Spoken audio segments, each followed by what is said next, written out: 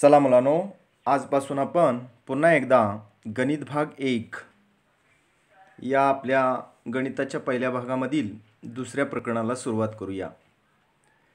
गणित भाग 1 मध्ये पाठीमागचं जे प्रकरण आपण अभ्यासलेलं आहे त्या प्रकरणाचं नाव होतं दोन चलातील रेषीय समीकरणे। आज आपण गणित भाग 1 यामधीलच दुसरं प्रकरणाचं नाव आहे वर्ग समीकरणे। पुन्हा एकदा समीकरणांचाच भाग समोर येतोय। त्या दृष्टिकोनातून या वर्ग समीकरणांची आज आपण ओळख करून घेऊया। कशाला वर्ग समीकरण म्हणायचं?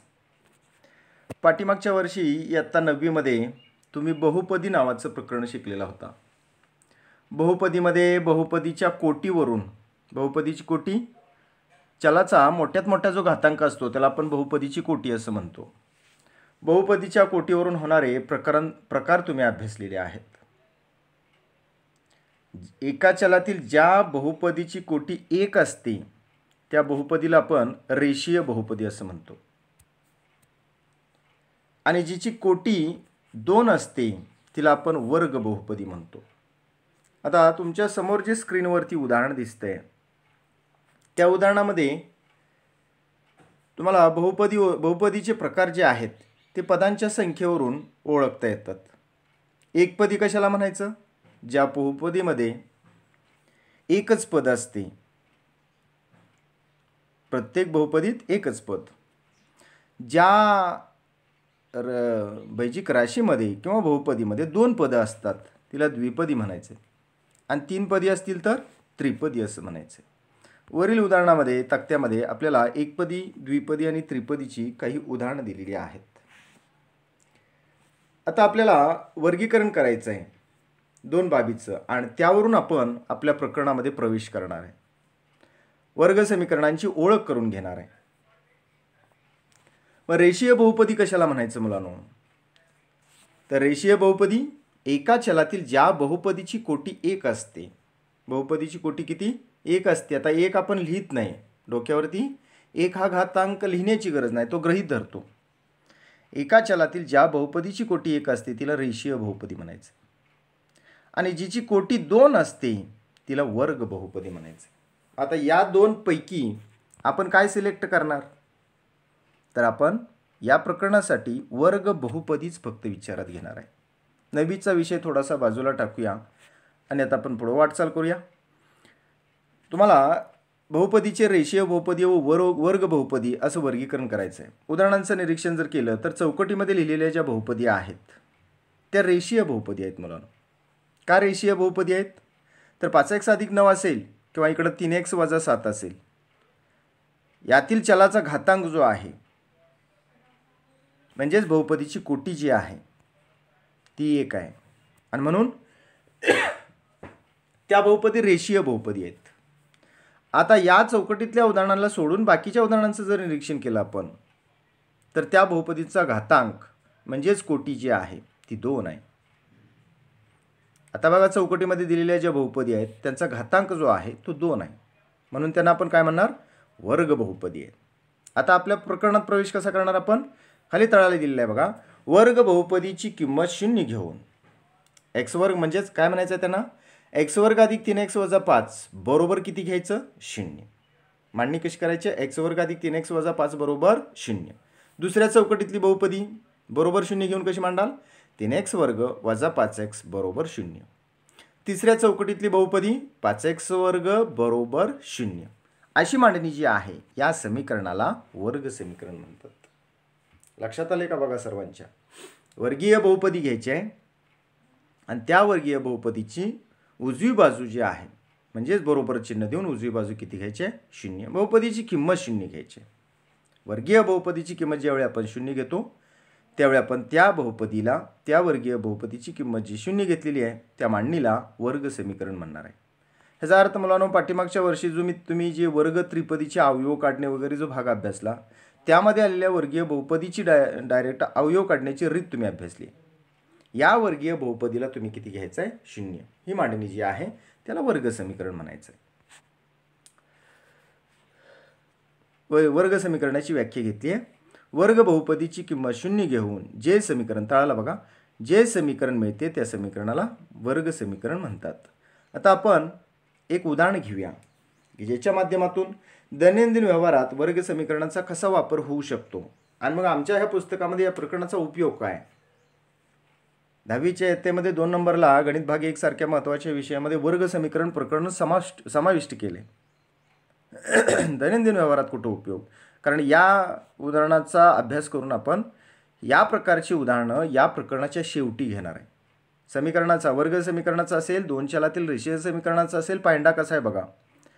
समीकरणांच्या बाबतीत त्यांना सोडवण्याच्या विविध रीतींचा अभ्यास करणं, ज्ञानाच्या पातळीवरच्या काही घटकांचा अभ्यास करणं आणि शेवटी शाब्दिक उदाहरणं जे आहेत, उपयोजन जे आहे, वर्ग समीकरण असेल, 2 चलातील रेषीय समीकरण असेल, या प्रकरणाचा उपयोग काय, या उपयोजनानं आपल्या या प्रकरणाचा समीकरणाशी संबंधित प्रकरणाचा शेवट होत असतो. आपण वर्ग समीकरणाचा दैनंदिन व्यवहारात कुठं उपयोग होतो त्यासंबंधी एक उदाहरण अभ्यासूया. बघा उदाहरण वाचूया. संकेतने 200 चौरस मीटर क्षेत्रफळाचा एक आयताकृती भूखंड खरेदी केला. भूखंडाची लांबी ही त्याच्या रुंदीपेक्षा 10 मीटर जास्त होती. तर भूखंडाची लांबी व रुंदी किती होती. आता मुलांनो, यापूर्वीच तुम्ही पाठीमागच्या काही तासांच्या माध्यमातून 2 चलातील रेषीय समीकरणांचा शाब्दिक व्यवहारी उपयोजन जे आहे त्याला आपण शाब्दिक उदाहरण म्हणलो होतो, तो भाग अभ्यासलेला आहे. तिथं 2 चल वापरायला मुभा होती. आता आपण आपली जर वर्गीय त्रिपदी बघितली म्हणजे त्याला आपण वर्गीय बहुपदी म्हणतोय, याच्यात एकच चल आहे. मग असं असेल तर हे शाब्दिक उदाहरणं सोडवताना तुम्हाला एकाच चलाचा वापर करायचा आणि त्यावरनं दुसरं चल, दुसरी राशी बनवायची. आणि यासाठी सूचना एक आहे तुम्हाला, शाब्दिक उदाहरणं किंवा दैनंदिन व्यवहारात वर्ग समीकरणांचा वापर करत असताना जी लहान राशी असते त्या लहान राशीबद्दल एक्स चल मानायचं आणि दुसरी राशी बनवून घ्यायची. ध्यानात येते का बघा. दुसरी राशी बनवून घ्यायची. लहान राशींसाठी चल घ्या आणि दुसरी राशी त्यावरून तयार करा. वर्ग समीकरणांची निर्मिती करा आणि दिलेले शाब्दिक उदाहरण सोडवा. संकेतने 200 चौरस मीटर क्षेत्रफळाचा आयताकृती भूखंड घेतला. मात्र यात लांबीचा थेट उल्लेख नाही, रुंदीचा थेट उल्लेख नाही.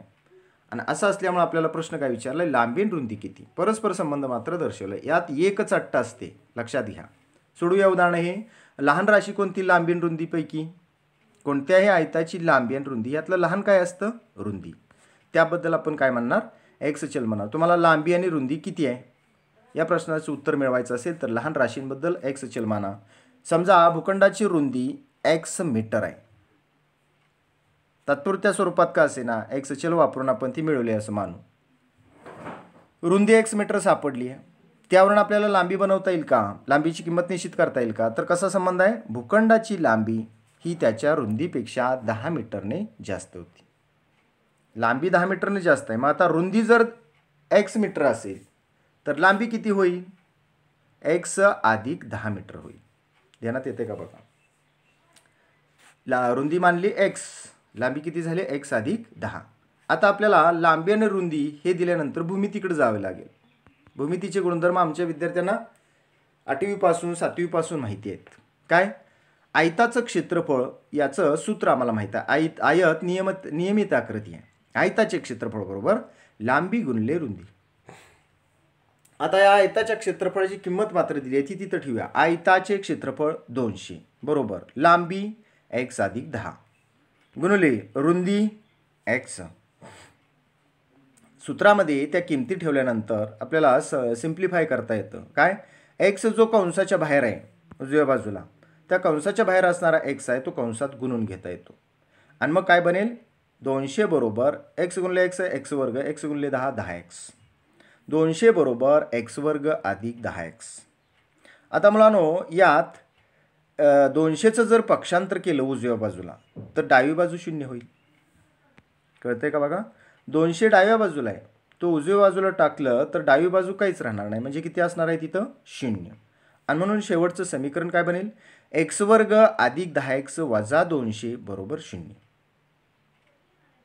देण्यात येते. समीकरण काय बनलं, एक्स वर्ग अधिक 10x वजा 200 बरोबर 0. हे समीकरणाचं रूप आहे. आपल्या या प्रकरणातला समीकरणाचा पहिला भाग आपल्या समोर येतोय. एक्स वर्ग अधिक 10x वजा 200 बरोबर 0 आता मुलांनो, तुम्हाला इयत्ता 9वीचा थोडासा भाग आठवावा लागेल. एक्स वर्ग अधिक 10x वजा 200 या वर्गीय त्रिपदीचे अवयव पाडण्याची रीत मागच्या वर्षी शिकलाय. गुणाकार वजा 200 असावा, बैजिक बेरीज 10x असावी, असे अंक शोधणं गरजेचं आहे. ज्यांचा गुणाकार ऋण 200 आणि ज्यांची बैजिक बेरीज 10 आहे, असे 2 अंक आपल्याला शोधावे लागतील. कोणते असतील बघा बरं ते अंक. कोणते असतील? 20, 10, 200 आम्हाला माहिती आहे, पण चिन्ह कोणती कोणाला? 20 आणि 10 असे ते अंक असतील. तर मुलांनो, 20 वजा 10 जर केलं तर बैजिक बेरीज येते 10 आणि 20 आणि वजा 10 यांचा गुणाकार ऋण 200 येतोय. आणि म्हणून अवयव कसे पडतील? एक्स वर्ग अधिक 10x, तळाला बघा शेवटी, एक्स वर्ग अधिक 10x वजा 10x वजा 200 बरोबर 0. 3 पदांची 4 पदं बनली. आता काय करतो आपण? गट पाडतो. पहिल्या दोघांचा एक गट, दुसऱ्या दोघांचा एक गट. त्या गटातनं सामायिक काढतो. पहिल्या गटातनं वरची 1 नंबरची पायरी बघा, एक्स वर्ग अधिक 10x अधिक 20x वजा 10x वजा 200 बरोबर 0. पहिला जो गट आहे एक्स वर्ग अधिक 20x, यातनं x बाजूला निघाला तर कंसात काय शिल्लक राहिला? x अधिक 20. दुसरा जो गट आहे त्यात चल सामायिक नाही, मात्र आकडे सामायिक आहेत. कसं? 20 गुणिले x 10 गुणिले x 10x आहे आणि 10 गुणिले 20 असा 200. आणि म्हणून तिसरं आणि चौथं पद जे आहे त्यातनं सामायिक काय निघालं? ऋण 10 बाहेर निघालं. तर कंसात काय राहतं? x अधिक 20. कळले का बघा? हे पाठीमागच्या वर्षीचा 9वीचा भाग आहे हा. आता मुलांनो, समान जे कंस आहेत त्याबद्दल एक कंस लिहितो म्हणजे सामायिक काढतो आणि उरलेलं एका कंसात लिहितो. आणि म्हणून काय होईल? 2 कंसाबद्दल एक कंस x अधिक 20, उरलेलं एका कंसात x वजा 10 बरोबर किती घेणार? 0. कारण पहिल्यापासून आपल्याला वर्ग समीकरणाची उजवी बाजू किती आहे? 0 आहेच आपली. आता याच्यानंतर आपल्याला या 2 कंसांचा गुणाकार जर 0 असेल मुलांनो, ह्या पायरीचा अर्थ काय? शेवटच्या x अधिक 20 पहिल्या कंसात, x वजा 10 दुसऱ्या कंसात, ह्या 2 कंसांचा गुणाकार 0 जर असेल तर आम्ही अर्थ असा घेऊ शकतो, पहिल्या कंसाची किंमत 0 असल्यामुळं गुणाकार 0 आलाय, नाहीतर दुसऱ्या कंसाची किंमत 0 असल्यामुळं हा गुणाकार 0 आलाय. तीच मांडणी आपण पुढे करतो. पहिल्या कंसाची किंमत x अधिक 20 बरोबर 0 किंवा दुसऱ्या कंसाची किंमत x वजा 10 बरोबर 0 असली पाहिजे. या मांडणीतून आपल्याला एकचल समीकरण मिळतात, ती सोडवायची.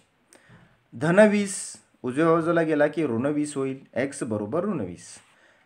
x वजा 10 मधला ऋण 10 उजव्या बाजूला गेला की तो धन होईल, म्हणून x बरोबर 10.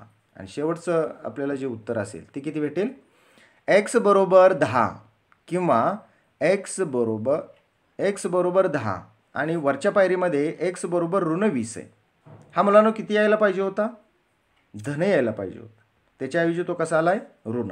मग आम्ही उत्तरं जी 2 मिळालेली तर आम्हाला x बरोबर पहिली किंमत मिळाली ऋण 20 आणि दुसरी मिळाली x बरोबर 10. यातलं किंमत कोणती गृहीत धरणार? योग्य किंमत कोणती?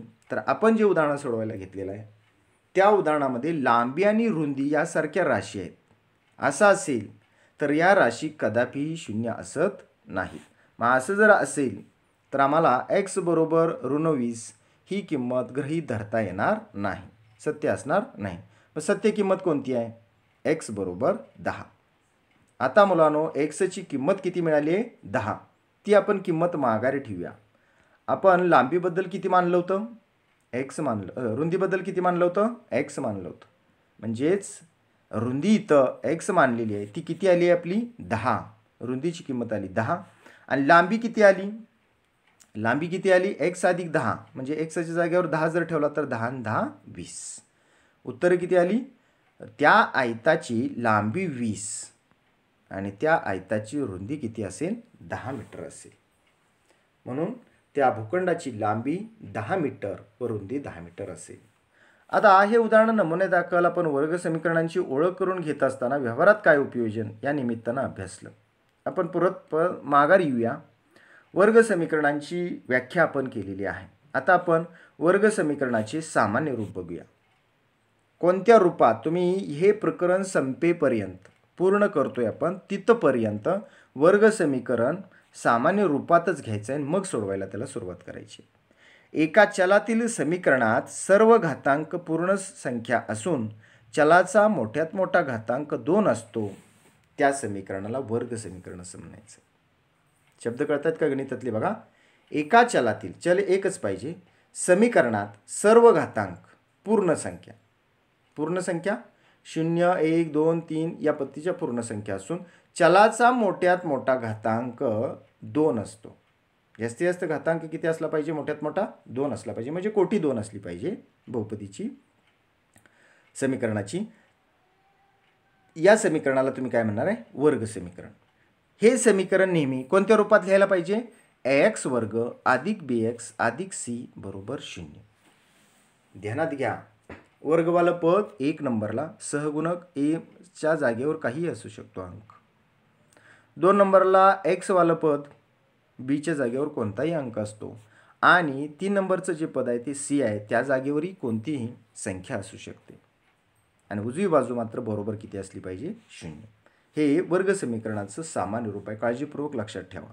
शेवटपर्यंत, आता इथून पुढं प्रकरण संपेपर्यंत आपण याच रूपात समीकरण स्वीकारणार आहे. कोटी 2 असणं ही परफेक्ट बाब लक्षात घ्या. इथं मला एक्स वर्ग अधिक बी एक्स अधिक सी बरोबर 0 यामध्ये ए बी सी या वास्तव संख्या असतात. काळजीपूर्वक लक्षात घ्या, ए बी सीला बंधन नाही.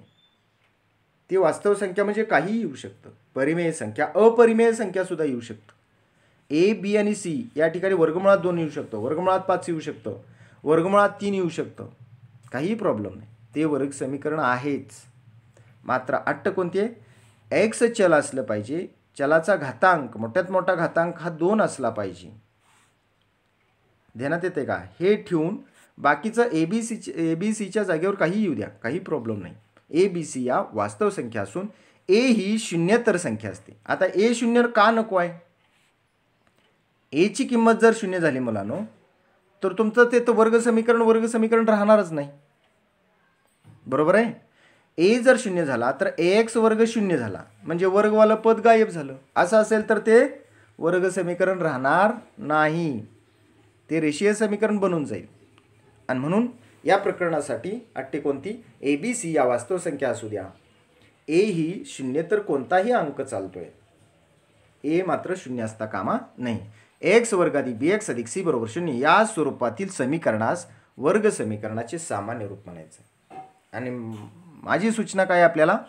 आपण हे प्रकरण जोपर्यंत आपण पूर्ण करत नाही तिथपर्यंत तुम्ही या रूपातच समीकरण कोणतेही घ्यायचं आहे. सोडवायला काहीही सांगितलेलं आहे, अगोदर ह्या रूपात आणा, मग काय असेल तो त्यांचा प्रश्न तुम्ही सोडवा.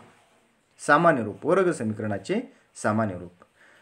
आता तुम्हाला एक नमुन्यासाठी कृती दिली आहे पाठ्यपुस्तकामध्ये, ती कृती आपण सोडवूया. वर्ग समीकरण दिलं आहे एक्स वर्ग वजा 4 बरोबर 0. सामान्य रूप त्याचं एक्स वर्ग अधिक 0x वजा 4 बरोबर 0. आता मध्ये 0x कुठनं आणला मुलांनो? तर त्यांची जी मांडणी आहे दिलेल्या समीकरणाची, त्या मांडणीमध्ये एक्स वर्ग वजा 4 बरोबर 0 आहे. मधलं पद का गायब आहे? तर मधल्या पदाचा सहगुणक किती आहे? 0 आहे. राशीची अखंड किंमत झाली 0xची 0, म्हणून ते सातत्यानं मांडत बसण्याची गरज नाही, म्हणून त्यांनी त्या पद्धतीनं शॉर्टमध्ये ते वर्ग समीकरण दिलं. एक्स वर्ग वजा 4 बरोबर 0.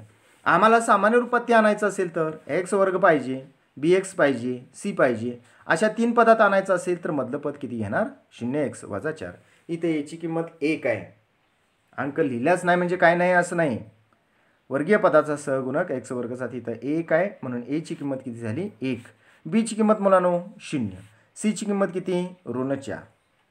तुम्ही यथावकाश हा तक्ता पूर्ण करायचा आहे काळजीपूर्वक आणि सोडवायचा आहे. ठीक आहे. दुसरं समीकरण y वर्ग बरोबर 2y वजा 7. आता मी तुम्हाला सांगितले मगाशी सूचना काय? त्यांनी समीकरण देताना उजव्या डाव्या बाजूला कशीही मांडणी करू द्या, आम्ही मात्र ते सामान्य रूपातच आणणार. सगळी पदं डाव्या बाजूला 3 पदं असणारी नसतील तर त्याबद्दल 0 घ्यावा, मात्र पद मांडावं आणि उजवी बाजू मात्र 0. हे जी मांडणी कशी होती बघा, 2 नंबरची y वर्ग वजा 2y अधिक 7. वजा 2y काय झाला? उजव्या बाजूकडचा 2y डाव्या बाजूला येताना ऋण झाला आणि ऋण 7 आहे ते धन झालं. उजवी बाजू बरोबर 0. इथं a बरोबर 1, b बरोबर 2 नाही, ऋण 2, कारण आपलं रूप आहे सामान्य, त्यात धनचिन्ह आहे वाय मधल्या पदाचं, अधिक सी बरोबर 7. तिसरंही समीकरण बघा, एक्स वर्ग अधिक 2x बरोबर 0. आता आपली ही मांडणी जी आहे ती अधुरी आहे. वर्ग समीकरण आहे, दिलेलं समीकरण वर्ग समीकरण आहे, मात्र सामान्य रूपातली तिन्ही पदं इथं दाखवली नाहीत. मग तिसरं पद का गायब आहे? त्याची किंमत 0 असली पाहिजे. म्हणून सामान्य रूप तिसऱ्या समीकरणाचं जे आहे ते काय असणार? एक्स वर्ग अधिक 2x अधिक 0 बरोबर 0. इथं एची किंमत किती असणार? 1 लिहिली नाही म्हणजे काहीतरी आहे. कोणता आहे? गृहीत धरलेला 1 तिथं आहे. बी किती आहे? 2 आहे. आणि सी किती झाला? 0. तुम्हाला वर्ग समीकरणाचं सामान्य रूप समजलं का बघा. आता आपण दिलेलं एखादं समीकरण वर्ग समीकरणच आहे का किंवा ते नाही ते ठरवूया. वर्ग समीकरण आहे का नाही ते ठरवायचं आहे. दिलेलं समीकरण वर्ग समीकरण आहे किंवा नाही ते ठरवा. पहिलं उदाहरण आहे बघा. पहिल्या उदाहरणामध्ये इथं प्रिंट करताना मिस्टेक झालेली आहे. 3x वर्ग वजा 5x अधिक 3 बरोबर 0. हे समीकरण वर्ग समीकरण आहे का ते आपण ठरवूया. आहे का मुलांनो? तर निश्चितपणे हे समीकरण वर्ग समीकरण आहे. का आहे? तर चलाचा जो घातांक आहे मोठ्यात मोठा तो 2 आहे, बाकीच्या पूर्ण संख्या आहेत, आणि असं असल्यामुळं दिलेलं समीकरण 1 नंबरचं आहे, ते वर्ग समीकरण आहे. दुसऱ्या क्रमांकाचं उदाहरण बघा. 9y वर्ग अधिक 5 बरोबर 0. हे समीकरण वर्ग समीकरण आहे का? तर निश्चितपणे आहे. का? चलाचा मोठ्यात मोठा घातांक जो आहे तो इथे किती आहे? 2 आहे. याच पद्धतीनं अन्य काही उदाहरणं आहेत पाठ्यपुस्तकामध्ये की जी इथं लिहिलेली नाही. ती उदाहरणं वाचतोय मी, तुम्ही काळजीपूर्वक उत्तर देण्याचा प्रयत्न करा. मुलांनो, यम घन वजा 5m वर्ग अधिक 4 बरोबर 0 हे वर्ग समीकरण असेल का? तर निश्चितपणे हे वर्ग समीकरण नाही. का? तर यमघन जे आहे त्यातला चलाचा घातांक आहे तो 3 आहे. आम्हाला चलाचा घातांक 3 चालत नाही. असं असल्यामुळं यमघन वजा 5m वर्ग अधिक 4 बरोबर 0 हे वर्ग समीकरण नाही.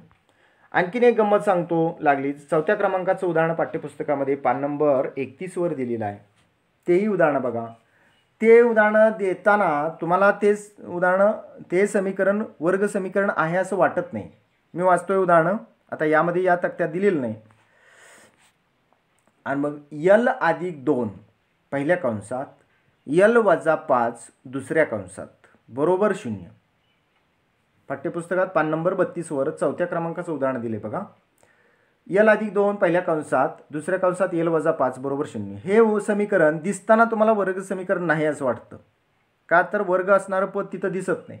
मात्र खरोखर ते 2 कंस वर्ग रूपात जर सोडवले तर आपल्याला मुलांनो यल वर्ग वजा 3l वजा 10 बरोबर 0. 2 कंसांचा गुणाकार करा. पहिल्या पदानं दुसऱ्या कंसातल्या दोघांनाही गुणा, 2 न दुसऱ्या कंसातल्या दोन्ही पदांना गुणाकार करून सिम्प्लिफाय जर केलं तर तुम्हाला यल वर्ग वजा 3l वजा 10 बरोबर 0 या पद्धतीचा 2 कंसांचा गुणाकार मिळून वर्ग समीकरण या रूपात मिळत असेल तर चलाचा मोठ्यात मोठा घातांक किती आहे तिथं? 2. म्हणून दिलेले समीकरण वर्ग समीकरण आहे. लक्षात ठेवा, हा कन्सेप्ट महत्त्वाचा आहे.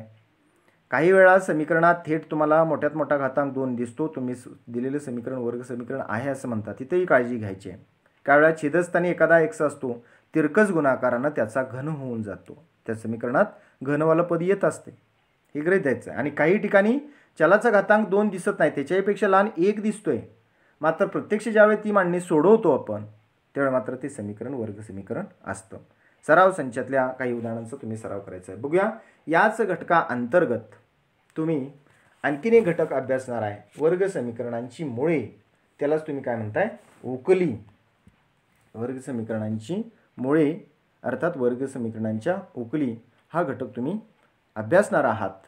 आजच्या तासाला आपण वर्ग समीकरण म्हणजे काय, वर्ग समीकरणांच्या बाबतीत दिलेले समीकरण वर्ग समीकरण आहे किंवा नाही, याशिवाय वर्ग समीकरणांचे सामान्य रूप ax वर्ग अधिक bx अधिक c बरोबर 0 आणि त्यात abcच्या किमती कशा निश्चित करतो या प्रकारचा भाग अभ्यासला. तुम्ही सराव संचातील उदाहरणांचा काळजीपूर्वक अभ्यास करायचा आहे. आता आपण या घटकाला लागूनच असणारा छोटासा घटक अभ्यासतोय, वर्ग समीकरणांची मुळे. मुलांनो, वर्ग समीकरणाचं सामान्य रूप पाहिल्यानंतर एक प्रश्न समोर येतो, तो म्हणजे सामान्य रूपातील कोणतंही समीकरण जे आहे त्याची उत्तरं काय, त्याच्या उकली काय, तर आपण आता सुरुवातीला ट्रायल अँड एरर मेथड ज्याला म्हणतो, चुका आणि शिका, या पद्धतीनं ट्रायल आणि एरर मेथडनं वर्ग समीकरणांची मुळं कशी शोधतात ते बघूया. आता वास्तवामध्ये ही पद्धत आपण पुढं अवलंबणार नाही, कारण या पद्धतीमध्ये दिलेल्या किमती आहेत त्या दिलेल्या समीकरणाच्या मुळं किंवा उकली आहेत का नाही ते चेक करायचं आहे. असेल तर होय, नसेल तर नाही. या पद्धतीनं जर शोधत गेलो तर प्रत्येक अंक आपल्याला चेक करत जायला लागेल आणि खूप मोठा वेळ जाईल.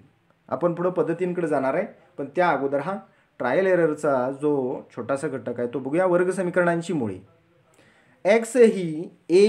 एक्सची ए ही किंमत घेऊन बहुपदीची किंमत 0 येत असेल तर एक्स वजा ए हा त्या बहुपदीचा अवयव असतो. काय आहे मला हे? याला आपण अवयव सिद्धांत म्हणलो होतो इयत्ता 9वी मध्ये. या अवयव सिद्धांतानुसार एक्सच्या जागेवर एखादी किंमत ठेवून उजवी बाजू जर 0 आली तर दिलेल्या राशीच्या बाबतीत एक्स वजा ए सारखा त्या बहुपदीचा अवयव असतो. हे चेकिंग पाठीमागच्या वर्षी तुम्ही केलं आहे, तीच पद्धत इथं वापरणार आहे. पी एक्स ही बहुपदी असेल आणि पी ए बरोबर 0 असेल तर एक्स वजा ए हा पी एक्सचा अवयव असतो. या स्थितीत ए ही पी एक्स बरोबर 0 ची उकल आहे किंवा ए हे पी एक्स बरोबर 0 चे एक मूळ आहे. आता उकल किंवा मूळ हा शब्द कशासाठी? उत्तर काय, एक्सची किंमत काय, त्या उत्तराला मूळ शब्द यावर्षी वापरतोय आपण. आणि यापूर्वी पाठीमागच्या प्रकरणामध्ये तुम्ही काय शब्द वापरला? उकली. एक्स आणि वाय पाठीमागच्या प्रकरणामध्ये शोधलाय तुम्ही, त्याला उकली म्हणत होता. या वर्ग समीकरण प्रकरणात आणखीन एक शब्द येतोय उत्तरांसाठी, एक्सच्या किमतीसाठी, तो म्हणजे मूळ. आता मूळ कशी शोधायची ते आपण बघूया. एक उदाहरण दिलं आहे. एक्स वर्ग अधिक 5x वजा 6 या बहुपदीत एक्सची किंमत ऋण 6 घेऊ. एक्सची किंमत किती? ऋण 6 जर घेतली तर ऋण 6 हे त्या समीकरणाचं त्या बहुपदीचं मूळ आहे का नाही ते ठरवणार. कसं ठरवणार? एक्सच्या जागेवर 6 ठेवा. एक्स वर्ग अधिक 5x वजा 6 या बहुपदीत एक्स बरोबर किती ठेवायचा? 6 ठेवून बघूया. पायरी एक्स वर्ग अधिक 5x वजा 6 बरोबर ऋण 6 कंसाचा वर्ग अधिक 5 गुणुले कंसात ऋण 6 वजा 6. आता मला ऋण 6चा वर्ग, ऋण संख्येचा वर्ग धनसंख्या असते म्हणून ऋण 6चा वर्ग किती झाला? 36. धन 5 गुणुले ऋण 6 भिन्न संख्यांचा गुणाकार ऋण झाला 6 पंचे 30 ऋण 30 आणि पुढे किती आहे? ऋण 6. 36 वजा 30 वजा 6 बरोबर 0. आता ऋण 30 ऋण 6 ही समान चिन्हांची बेरीज ऋण 36 होईल. ऋण 36 ऋण 36 वजा 36 बरोबर किती? 0. 36 वजा 36 किती येतो? 0. या ठिकाणी मुलांनो ऋण 6 या किमतीनं दिलेलं समीकरण आहे ते सार्थ ठरवलं आहे. डाव्या बाजूची किंमत 6 ऋण 6 ठेवल्यानंतर किती आली आहे? 0 आली आहे. ह्याचा अर्थ आम्ही असा घेतो, एक्स बरोबर ऋण 6 ही एक्स वर्ग अधिक 5x वजा 6 या समीकरणाची उकल आहे. नेमकं काय घडलं इथं? ऋण 6 चेक करायला सांगितला तुम्हाला आणि तो ऋण 6 डाव्या बाजूत समीकरणाच्या डाव्या बाजूत ठेवल्यानंतर सोडवल्यानंतर त्या राशीची किंमत 0 आली. असं घडल्यामुळं ऋण 6 हे एक्स वर्ग अधिक 5x वजा 6 बरोबर 0 या समीकरणाचं मूळ आहे. आता मला हे नेमकेपणानं त्यांनी दिलंय, आम्हाला ते साध्य करता आलं आणि म्हणून मूळ सापडलं. प्रत्येक ठिकाणी असं घडेलच असं नाही. दुसरं उदाहरण बघा. एक्स बरोबर 2 घेऊया. एक्स वर्ग अधिक 5x वजा 6 यामध्ये एक्स बरोबर 2 जर ठेवलं तर डावी बाजू बरोबर उजवी बाजू येते का? एक्स वर्ग या ठिकाणी 2 ठेवला, 2चा वर्ग अधिक 5 गुणले एक्सच्या जागेवर 2 वजा 6. 2चा वर्ग 4 5 दुने 10 वजा 6 बरोबर 0. 4 अधिक 10 वजा 6 बरोबर 0. 4 अधिक 10 14 वजा 6 बरोबर 0. 14 वजा 6 8. 8 आणि 6 14 म्हणून 8 बरोबर 0 असं म्हणता येणार नाही. मुलांनो 8 इज नॉट इक्वल टू 0. वजाबाकी 0 येत नाही. म्हणजे शेवटचं उत्तर जे आहे x बरोबर 2 ठेवल्यानंतर डावी बाजू सोडवून आम्हाला डावी बाजू 0 मिळालेली नाही. याचा अर्थ x बरोबर 2 ही त्या समीकरणासाठी सुटेबल असणारी किंमत नाही, समीकरण सार्थ ठरवणारी किंमत नाही. असं असल्यामुळं x बरोबर 2 ही x वर्ग अधिक 5x वजा 6 या समीकरणाची उकल किंवा मूळ नाही. समीकरणाचं मूळ हा कन्सेप्ट कळतोय का बघा. आता इथं उदाहरण आणखीन दिले आहेत. इथं बघा ट्रायल अँड एरर मेथड सुरू झाली. आता तुम्हाला समीकरणाच्या समोर काही किमती दिल्या जातील. त्या किमती त्या समीकरणाच्या उकली आहेत का नाहीत ते चेक करायचं आहे तुम्हाला. कसं चेक करणार? पाठीमागच्या पद्धतीप्रमाणे एक्सच्या जागेवर ती किंमत ठेवायची, सोडवत जायचं. डाव्या बाजूची किंमत सोडवल्यानंतर 0 झाली पाहिजे. उदाहरण कसं दिलं आहे? 2x वर्ग वजा 7x अधिक 6 बरोबर 0 या समीकरणाच्या x बरोबर 3/2 आणि x बरोबर -2 या उकली आहेत का ते पाहूया. बघा सोडवताना मांडणी करून घेतली. 2x वर्ग वजा 7x अधिक 6 बरोबर 0 या बहुपदीत x बरोबर 3/2 ही किंमत ठेवूया. किंमत ठेवल्यानंतर 2 गुणुले कंसात 3/2 कंसाचा वर्ग वजा 7 गुणिले कंसात 3/2 x जिथं जिथं दिसतोय तिथं 3/2 बरोबर 0. आता 3/2चा वर्ग 9/4. दुसऱ्या पदाच्या बाबतीत -7 3ला गुणला गेला, 7 त्रिक 21 म्हणून -21/2 अधिक 6 बरोबर 0. आता इथं मुलांनो बेनं पहिल्या नंबरचं जे आहे पद त्यात 2 9/4 च्या 4ला भाग जातोय. बे की बे, बे दोन्ही 4 म्हणून खालची जी मांडणी आहे ती काय आली? बरोबर 9/2 वजा 21/2 अधिक 12/2. आता 12/2 का केलाय? इथं 6 दुने 12 अंशाला आणि छेदाला 2 गुणले आणि असं असल्यामुळे किती झाला? 12/2. समान छेद असल्यामुळं -12 कसा आला? 9 वजा 21 बरोबर -12. -12/2 अधिक 12/2 बरोबर 0. -12/2 अधिक 12/2 मुलांनो भिन्न चिन्हांची वजाबाकी 0 येते. म्हणजे फायनली इथं उत्तर जे आले ते -12/2 अधिक 12/2 बरोबर किती आहे? 0. ह्याचा अर्थ 3/2 साठी दिलेलं समीकरण सार्थ ठरलेलं आहे. असं असल्यामुळं 3/2 ही दिलेल्या समीकरणाची उकल आहे. उजव्या बाजूला उत्तर लिहिले बघा. 2x वर्ग वजा 7x अधिक 6 बरोबर 0 यात x बरोबर 3/2 ही त्या दिलेल्या समीकरणाची उकल आहे. आता चेकिंग कशाचं करूया? x बरोबर -2 साठी ठेवूया किंमत. 2x वर्ग वजा 7x अधिक 6 बरोबर 0 या बहुपदीत x बरोबर -2 ही किंमत ठेवूया. 2 गुणिले कंसात -2 कंसाचा वर्ग अधिक -7 कंसात -2 अधिक 6 बरोबर 0. ऋण संख्येचा वर्ग धनसंख्या असते. -2चा वर्ग किती झाला मुलांनो? 4 झाला. आणि भिन्न चिन्हांचा गुणाकार जो आहे तो धन झाला. -7 गुणिले -2 बरोबर -14 अधिक 6 बरोबर 0. आता इथं 4 दुनी 8 आणि 14 आणि 6 20. 8 आणि 20 28. 28 शून्याबरोबर भरलं नाही. 28 शून्याबरोबर नसतं. याचा अर्थ मुलांनो या ठिकाणी x बरोबर -2 या समीकरणासाठी डावी बाजू बरोबर उजवी बाजू आलेली नाही. समीकरण सार्थ ठरलेलं नाही. काय निष्कर्ष काढायचा? x बरोबर -2 ही 2x वर्ग वजा 7x अधिक 6 बरोबर 0 या समीकरणाची उकल नाही. कन्सेप्ट कळते का बघा. आता तुमच्या मनात प्रश्न आला असेल, सर आपण या पद्धतीने चेक करत राहायचं का? समीकरणाच्या उकली या पद्धतीने शोधायच्या का?